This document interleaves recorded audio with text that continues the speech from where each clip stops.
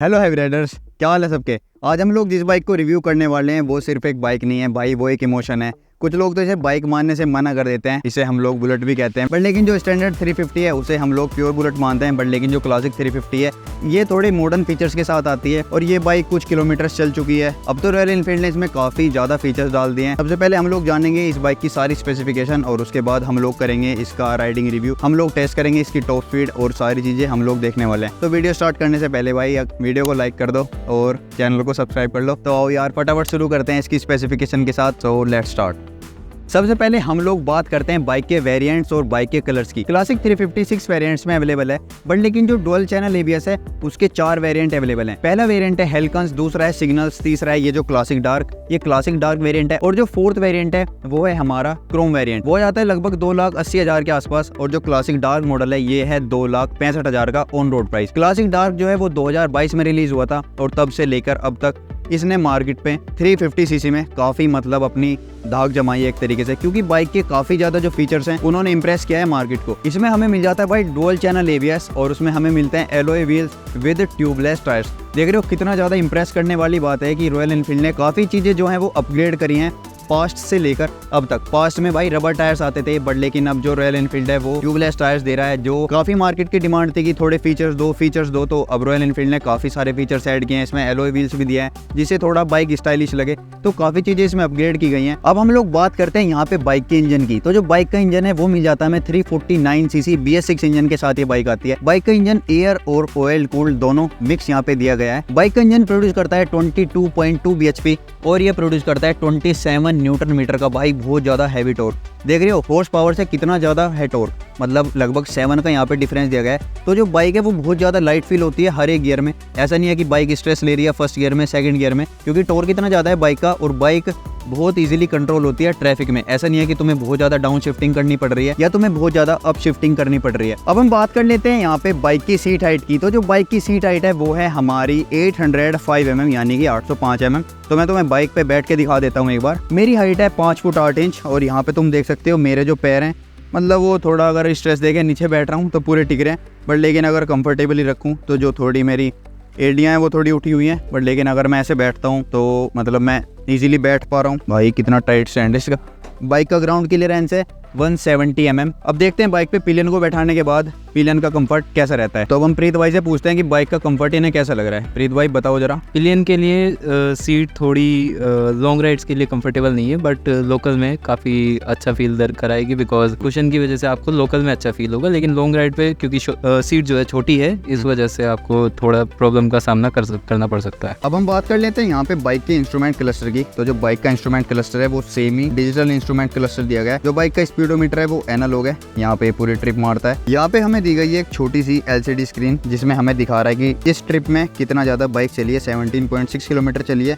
यहाँ पे दिखा रहा है बाइक का फ्यूल गेज दिया गया है और यहाँ पे इको मोड में चल रही है अभी बाइक। बाइक में एक काफी बढ़िया चीज है जो मैं राइडिंग के टाइम तुम्हें बताऊंगा इस इको मोड के बारे में। बाइक में दिया गया है हमें डुअल चैनल ABS, तो ABS का यहाँ पे हमें सिंबल दिखा रहा है। यहाँ पे जल रही है इंजन की लाइट, यहाँ पे दिखा रहा है इसकी बैटरी। यहाँ पे अब एक चीज और यहाँ पे रॉयल एनफील्ड ने इम्प्रूव करी है, जो तुम लॉक सिस्टम देख सकते हो। यहाँ पे जो लॉक पहले इस साइड में आता था ना, वो अब यहाँ से हटा दिया गया है। अब वो यहीं से तुम बाइक को ऐसे यहाँ से मतलब ऐसे करो और जैसे और बाइक हमारी लॉक होती हैं यहाँ से तुम इसे ऐसे लॉक कर सकते हो। बाइक में एक चीज़ और है, यहाँ पे हमें दिया गया है USB चार्जिंग पोर्ट। ये थोड़ा नीचे की तरफ दिया गया है, यहाँ पे दिया गया है, तो ये थोड़ा ऊपर की तरफ हो सकता था क्योंकि मतलब थोड़ा विजिबल नहीं है। कि बाइक का वेट है 195 kg और जो बाइक का फ्यूल टैंक है वो है अराउंड 12 लीटर का। तो यहाँ पे अराउंड बाइक जो है तुम्हें वो 205 kg की फील होने वाली है, लगभग 205 किलो की यहाँ पे तुम्हें बाइक फील होने वाली है, क्योंकि ये क्रूजर बाइक है। क्रूजर बाइक जो होती हैं वो हमेशा से ही हैवी रही हैं। इसके जो टायर्स हैं वो सीएट के डुअल पर्पस टायर हैं। रॉयल एनफील्ड ने थोड़ी कॉस्ट कटिंग करी है मेरे हिसाब से। तो यहाँ पे रॉयल एनफील्ड MRF के अच्छे टायर्स दे सकती थी। यहाँ पे हमें मिल जाता है साडी गार्ड, यहाँ पे हमें मिल जाता है फुट रेस्ट दोनों के लिए। यहाँ पे दिया गया है हमें 5 स्पीड मैनुअल गियर बॉक्स और यहाँ पे है हमारा साइड स्टैंड, यहाँ पे हमारा सेंटर स्टैंड। बाइक में एक चीज और काफी ज्यादा बढ़िया है, क्योंकि बाइक में दिया गया है यहाँ पे साइड स्टैंड कटआउट सेंसर यहाँ पे दिया गया है। तो आइए अब हम चलते हैं और करते हैं इस बाइक को राइड, और राइड करने के बाद मैं तुम्हें बताता हूँ कि बाइक में क्या क्या बाइक के प्रोज हैं और क्या क्या बाइक के कौन से हैं। बात करते हैं बाइक का ट्रैफिक में कंट्रोल कैसा है, क्योंकि बाइक का जो वेट है 198 kg वेट है,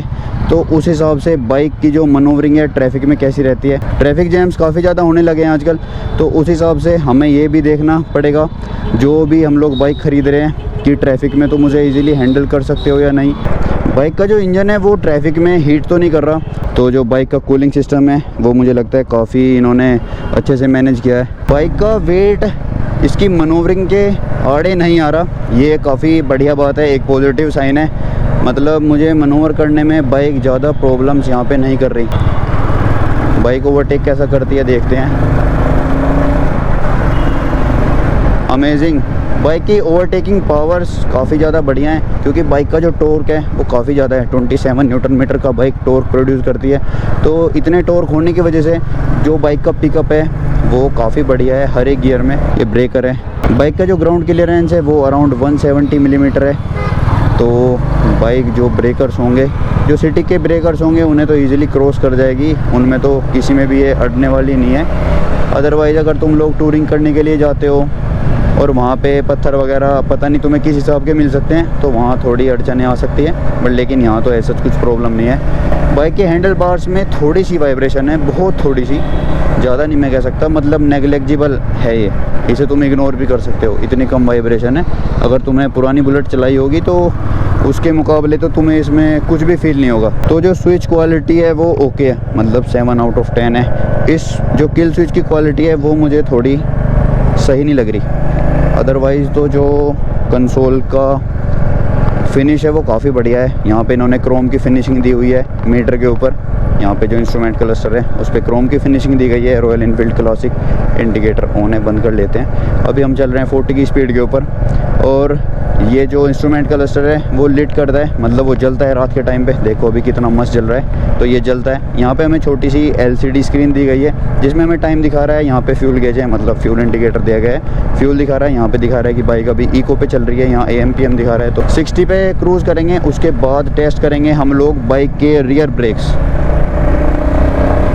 60, ओ भाई ओ भाई ओ भाई ओ भाई साहब, बहुत तगड़े ब्रेक हैं इसके तो पीछे वाले, मतलब एकदम ही रोक दिया 60 की स्पीड पे, तो कुछ भी दिक्कत नहीं आई। अब टेस्ट करेंगे बाइक के जो फ्रंट ब्रेक्स हैं 60 की स्पीड पे, क्योंकि 60 की एक ऐसी नॉर्मल स्पीड है जिस पे हम लोग सबसे ज़्यादा क्रूज़ करते हैं।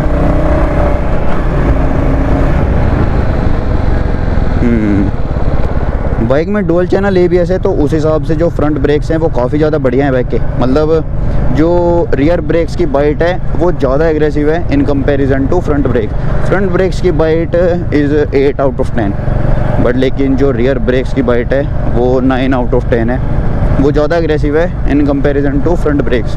मुझे लगता है जो मिरर्स हैं बाइक के थोड़े इम्प्रूव हो सकते थे, क्योंकि ये थोड़ा बहुत ही पतली डंडी दी हुई है यहाँ पे। तो जैसे डोमिनार में तुमने देखे होंगे काफ़ी मोटी डंडी है, तो थोड़ी बाइक ऐसी लगती है बहुत भारी, बट लेकिन इसका थोड़ा रेट्रो लुक है, तो उस वजह से बाइक के मिरर शायद ऐसे रखे गए हैं। अभी मेरे साथ है पिलियन, देखते हैं बाइक को थोड़ा पुश करते हैं। 80,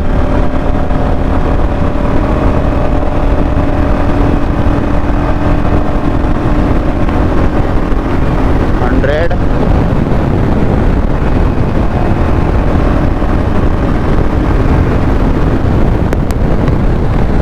100 की स्पीड तक बाइक गई है इजीली, मतलब और थोड़ी जा सकती। अब देखते हैं बाइक हाईवेज के ऊपर कैसी है, एक्सीलरेशन कैसा है, बाइक की मनोवरिंग कैसी है। So let's try with pillion. भाई साहब 120,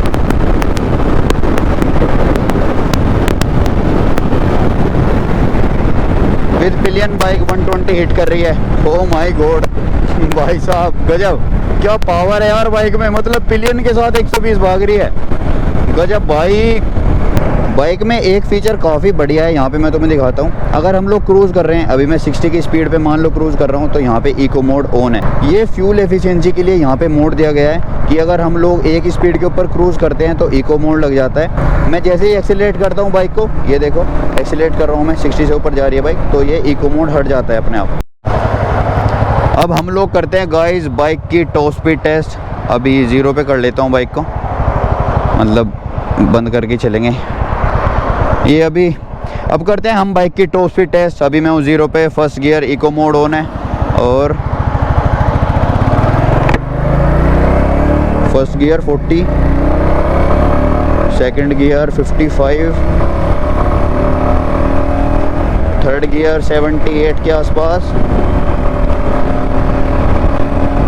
फोर्थ गियर 95। अब करते हैं बाइक की top speed test, fifth gear.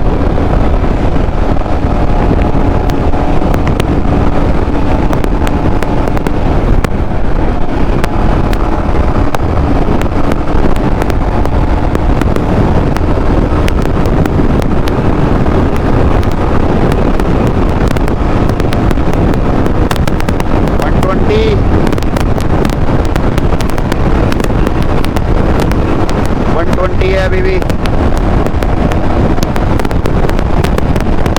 120, 121, बस इतना ही है। बाइक में एक चीज़ जो मुझे बढ़िया लगी वो ये थी कि बाइक पिलियन को बैठाने के बावजूद भी 120 तक जा रही थी। और बाइक में जो एक चीज़ मुझे ख़राब लगी वो भी यही थी कि बाइक मतलब मेरे अकेले के चलाने के बावजूद भी 120 जा रही थी। तो ये यार ये थोड़ा टॉप एंड इम्प्रूव करो रॉयल एनफील्ड, क्या कर रहे हो तुम लोग। पर बाइक की जो स्टेबिलिटी है 120 होने के बावजूद भी वो काफ़ी बढ़िया है। ऐसा बाइक कभी भी लैग नहीं फील करती कि बाइक बहुत लाइट फील हो रही है। बाइक का पास देखते हैं कैसा है। यहाँ पे इसका जो पास देने का सिस्टम है लाइट का वो भी अलग है। ये यहाँ पे हाई बीम है, ये लो बीम है और ये है यहाँ पे पास। As you can see bike में यहाँ पे दी गई हैं हेलोजन लाइट्स। ये एलईडी लाइट हो सकती थी, मतलब जितना प्राइस पॉइंट पे बाइक आ रही है 2,65,000 की बाइक ऑन रोड पड़ रही है। और अब तो 125 सीसी में भी एलईडी लाइट आ रही हैं, टीवीएस रेडर में भी एलईडी लाइट्स हैं। तो एक तो इसका ये कौन हो गया कि जो बाइक की स्पीड है वो पिलियन के बाद भी, पिलियन के साथ भी 120 है। मिरर्स मुझे ज़्यादा अच्छे नहीं लगे टू बी ऑनेस्ट बताऊँ तो।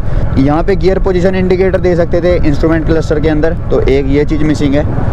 और थोड़ी सी वाइब्रेशन भी है हायर स्पीड्स के ऊपर, बट लेकिन वो तो अंडरस्टैंडेबल है। अब हम लोग बात कर लेते हैं बाइक के फाइनल वर्डिक्ट की कि क्या तुम्हें ये बाइक परचेज करनी चाहिए या तुम्हें जो इसके कॉम्पिटिटर्स हैं तुम उन्हें भी परचेज कर सकते हो। तो बाइक के मेनली 4-5 कॉम्पिटिटर हैं। पहला कॉम्पिटिटर तो अभी मार्केट में लॉन्च हुआ है, हार्ले डेविडसन 440, तो वो भी एक काफ़ी बढ़िया ऑप्शन है इस सेगमेंट में। दूसरा ऑप्शन है यहाँ पे बेनेली की इम्पेराले 400, वो तो कुछ खास नहीं है, मतलब मुझे तो वो कुछ खास नहीं लगती। तीसरा ऑप्शन हमें यहाँ पे मिल जाता है जावा 42 और चौथा ऑप्शन है हमारा यहाँ पे यज़दी रोडस्टर।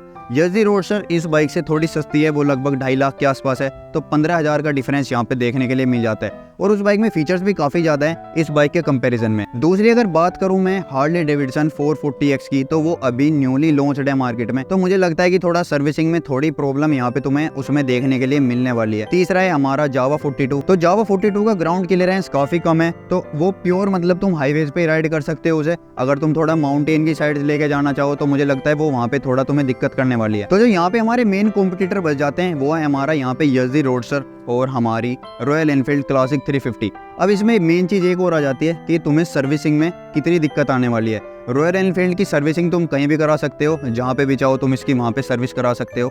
और यज़दी में ऐसा नहीं है, उसके जो सर्विसिंग है वो थोड़ी मतलब लिमिटेड अवेलेबल है, बट इसकी सर्विसिंग तो भाई रॉयल एनफील्ड तो रॉयल एनफील्ड है, मतलब जहाँ चाहो वहाँ सर्विसिंग करा लो। थोड़े पैसे ज़्यादा हैं, कॉस्ट थोड़ी ज़्यादा है और फीचर्स थोड़े से कम है, बट लेकिन एक तो सबसे बड़ी कमी मुझे क्या लगती है, रॉयल एनफील्ड अभी भी 5 स्पीड मैनुअल गियर बॉक्स दे रहा है। कम से कम 6 स्पीड मैनुअल गियर बॉक्स देना चाहिए। जिस हिसाब से इसका इंजन है 350 सीसी का इंजन है, तो 6 स्पीड मैनुअल गियर बॉक्स तो यहाँ पे बनता ही बनता है। तो ये चीज़ें तुम्हें थोड़ी कंसिडर करनी पड़ेंगी। अगर तुम थोड़ा ज़्यादा पावर चाहते हो तो तुम्हें फिर फ्यूल कंजप्शन भी थोड़ा ज़्यादा देखना पड़ेगा। यज़दी रोडस्टर की है अराउंड 28 हॉर्स पावर है, इसकी जो पावर है वो अराउंड 20 हॉर्स पावर के आसपास है, तो ये चीज़ें तुम्हें थोड़ी कंसिडर करनी पड़ेगी। तो गाइस मैं तुम्हें एडवाइस दूंगा कि एक तुम टेस्ट राइड लेके देखो अपने नज़दीकी शोरूम से, और उसके बाद तुम अपने आप खुद से डिसाइड कर पाओगे कि तुम्हारे लिए क्या चीज़ ज़्यादा बढ़िया है। मैंने तुम्हें सारी बाइक की स्पेसिफिकेशन बता दी है, सारी डिटेल्स तुम्हारे साथ डिस्कस कर दी है। यज़दी रोडस्टर का भी जो रिव्यू है वो मेरे चैनल पे पड़ा हुआ है, तो वहाँ से जाके तुम उस वीडियो को देख सकते हो और इस बाइक से कंपेयर कर सकते हो कि तुम्हारे लिए क्या चीज़ें बेस्ट हैं।